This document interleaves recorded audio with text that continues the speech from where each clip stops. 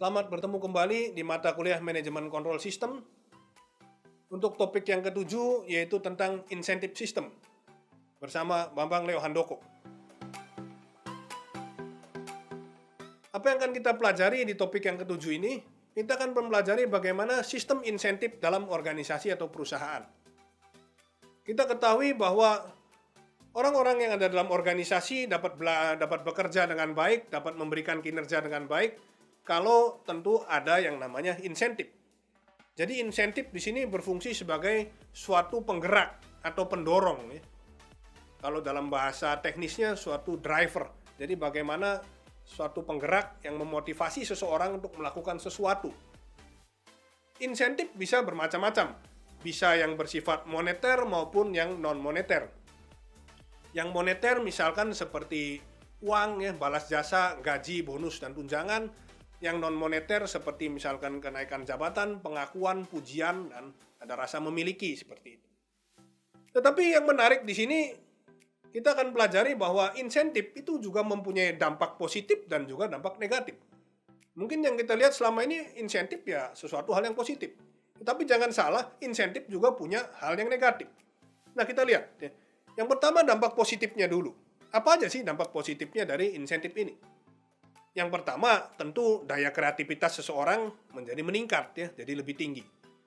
Insentif bisa menimbulkan rasa tanggung jawab yang besar terhadap pekerjaan, ya, karena kita mengejar insentifnya. Adanya rasa penghargaan, ya, jadi karyawan itu merasa dihargai oleh perusahaan. Tetapi jangan salah, seperti tadi yang disinggung sebelumnya, insentif juga bisa punya dampak negatif.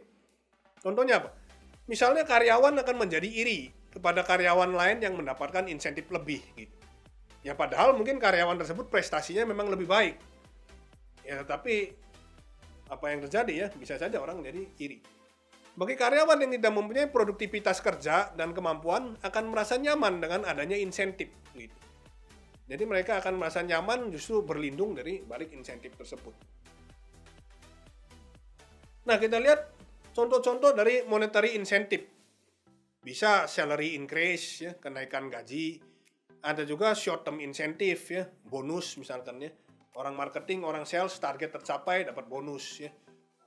Bisa juga long term incentive seperti misalnya sistem pensiun, ya, reward seperti itu, ya, reward yang jangka panjang seperti itu.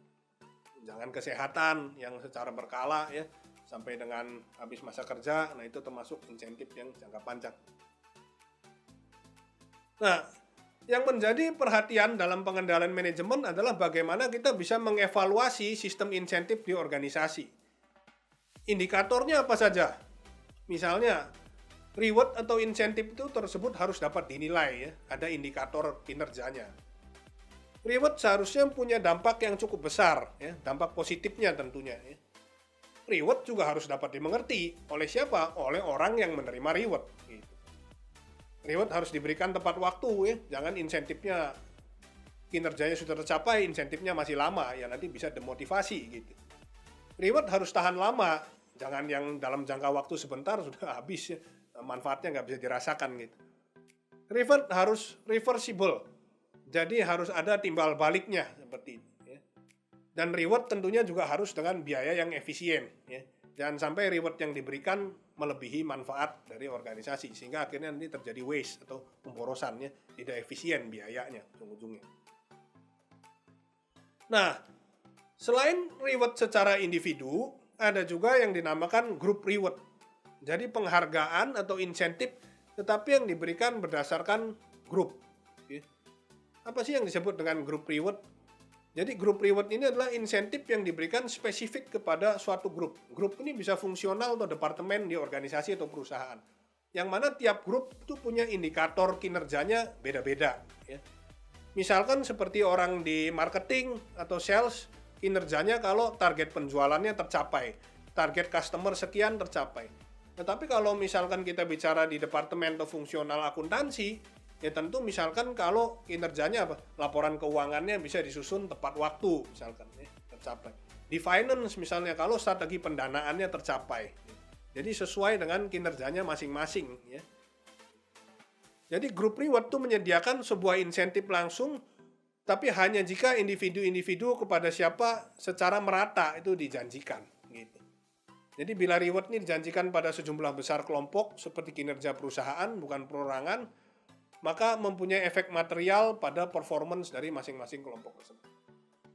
Oke, demikian adalah materi kita di topik yang ketujuh ini tentang insentif sistem. Semoga bermanfaat dan selamat belajar. Terima kasih.